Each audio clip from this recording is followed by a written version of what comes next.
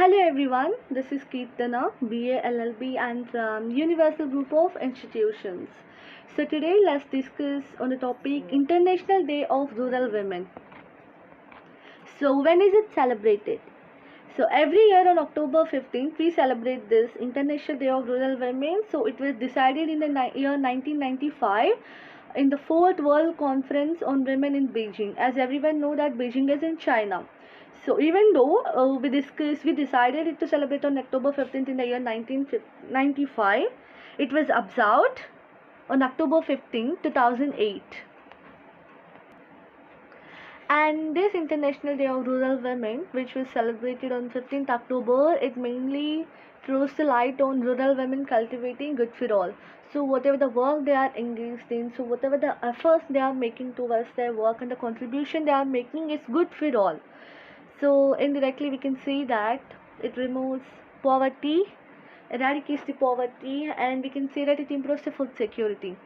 So here it is also mentioned that UN General Assembly in its resolution 62 by 7136 of 18 December 2007.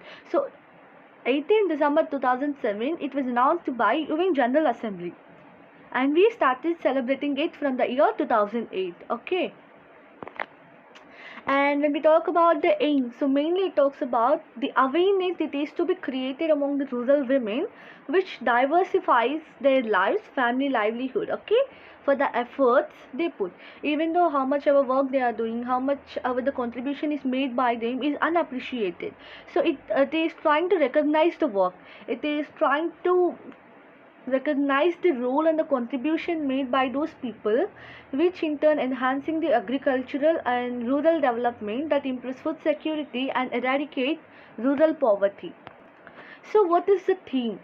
So this is the theme of 2022. So it's a world free from hunger and poverty. So as we have already discussed here, improving food security and eradicate rural poverty. So its theme is hunger and poverty. So then what are the challenges are being faced? So here, even though the rural women are contributing a lots of efforts toward the work, so they lack skills. Since they lack skills, the productivity will be very low, where they have to work for longer hours of time with low wages. And another thing is to be discussed, they work under poor conditions, no life security, no social protection, and how much ever the work is there done by them, it is largely unrecognized.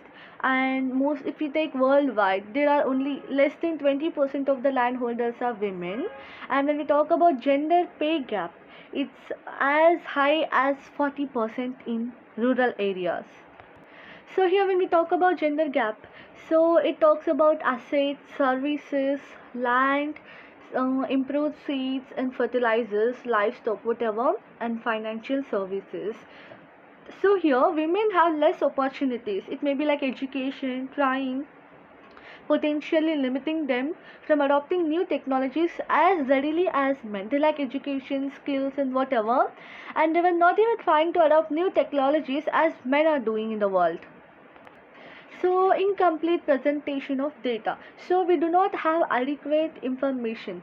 So women from the rural background thinking, so when they stop looking for the work, the rural economy declines, and thinking that they will not be provided with any jobs, and they are stop looking for works, declines in rural economy. Absence of pay parity, even though both the men and women work physically hard lifting heavy weights, women are always paid less than the men, which shows the absence of pay parity. Lack of education, so women are not provided with efficient educations and the skills and the training towards the work they are contributing. Since they lack it, they also lack the productivity skill, so which in turn lack of education may not assure them to get proper wages for the work they are contributing. So limitation of MGNREGA,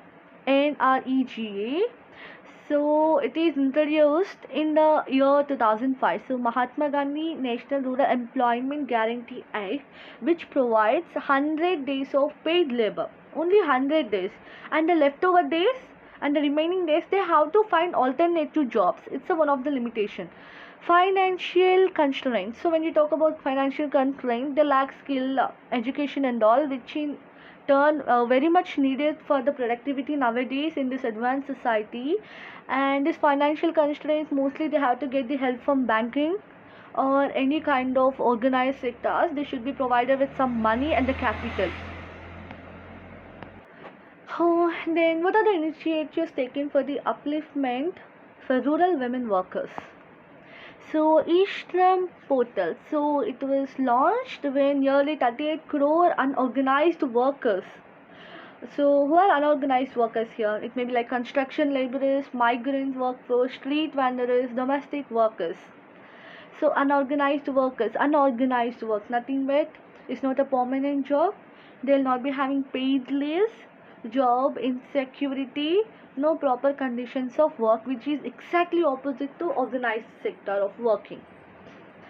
So the Mahila Kisan Sashakti Pariyojana, in short MKSP, so it was launched in the year 2011. It mostly aims at skill development and the capacity building, like how much they can work, the improvement. Okay, it's especially for the rural women.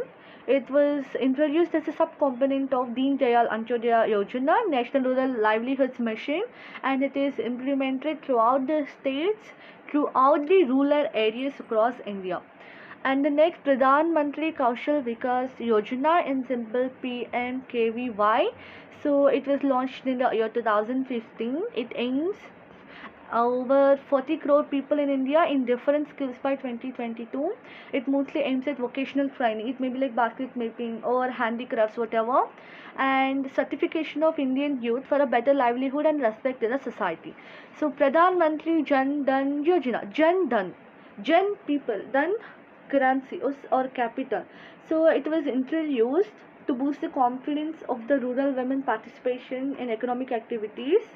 So it is to ensure access to financial services via banking, savings, deposit account, remittance, credit, insurance, pension in an affordable manner to rural women. So when you see the current criteria and the current situations, Mali, Senegal, Nigeria, and you can find some country names mentioned, Uganda. These are all the African countries. You might have known that in Africa we find more malnourished, malnutrition, and no proper food security, and famine, starvation due to the hot and arid climates over there. So in Mali and Senegal, if you see, more than 7,000 rural women, they were trained on climate resilient farming practices, renewable energy. What is renewable energy? Which can be replenished through a particular period of time. So, and water efficient technologies. The only river that flows through Africa is Nile, the longest river. So, in Nigeria, over 2,300 rural women are engaged in agri-business. The business entirely depends upon agricultural produce, and they also form some cooperatives supporting productivity and profitability within the rice value chain. So, this project is scaled to reach more than 12,500 rural women across the country. And in Uganda, UN Women has built skills and capacity of rural women working in the blue economy. Here, the blue economy completely talks about marine. And here talking about joint program on rural women's economic empowerment implemented by FAO, Food Agricultural Organizations, IFAD, UN Women, and WFP. So it is an integrated program which supports rural women livelihoods, addressing discriminatory social norms or any kind of bias. So it is trying to reduce the unpaid care and the domestic work. It mostly aiming at the food security that is to be enhanced, improving the nutrition outcomes, also improving the working conditions, providing social security to these people, especially out of harassment. And this program has increased the disposal income for over 80,000 rural women across 7 participating countries. These are like Ethiopia, Guatemala, Kyrgyzstan, Liberia, Nepal, Niger, and Rwanda. And talking about other initiatives like Pradhan Mantri Matru Vandana Yojana, Pradhan Mantri Garib Kalyan Yojana, Submission on Agriculture Mechanization Scheme, and PM Kisan Scheme, especially for those farmers. And when we talk about the rural women and men having access to all the resources, agricultural output in developing countries, so when women also had equal contribution and women also had equal control over the resources, in the developing countries especially, the agriculture output will increase from 2.5 percentage to 4 percentage, where the undernourished people's percentage will be decreased from 12 to 17 percentage. Okay, so it provides equal access and control over productive resources such as land or financial services. And here talking about changes that are to be made by stereotypes, and here mostly we have to concentrate on providing good working conditions. It should be free from harassment. There should be funded child care, paid maternity and paternity leave. It should introduce effective measures to prevent aggressive violence. It has to enhance the social finance for rural women through banking or anything else. So provide more and better set disaggregated statistics of work in the rural economy. So way forwards. As for the survey conducted, so timely survey should be taken to reveal the ground reality like the deep penetration of capitalist process in rural India, and widespread surveys of poor women, how they spend their time or an urgent necessity. So their livelihood, the way they work, the contribution is being made by them, and the challenges that are being faced by these people should have a survey time to time. Should also involve adult education and training, since women lack of quality of education and training, that is one of the greatest barrier to the sustainable development. They should receive life skills, social skills and proper training and capacity building. So MGNRGA standards, so it sits under Mahatma Gandhi National Rural Employment Guarantee Act in the year 2005. It should establish gender-wise and work sites made more work-friendly, and the compulsory man worker must be recognized and protected by laws and policies that address her issues. Her issues here depicts rural women. And here when we talk about statistical data, here you can find this white part talks about employment, and red color part in education or training but not in employment, means they are getting trained. And the blue percentage talks about not in employment, education or training. Okay, they are not in employment, not educated, not trained. So when we compare the three groups, one talks completely total of rural, urban women and men, and another two groups speaks about women and men separately, rural and urban. Here you can see white part. When we talk about rural, 47% of the people are employed, whereas 38% are not in urban, in men. And women you can find the same. Mostly in rural you can find more employed people comparatively to urban, and in total yes, it is rural where the employment rate is higher. When we talk about education that are being trained, you can always find lesser in rural comparatively to urban.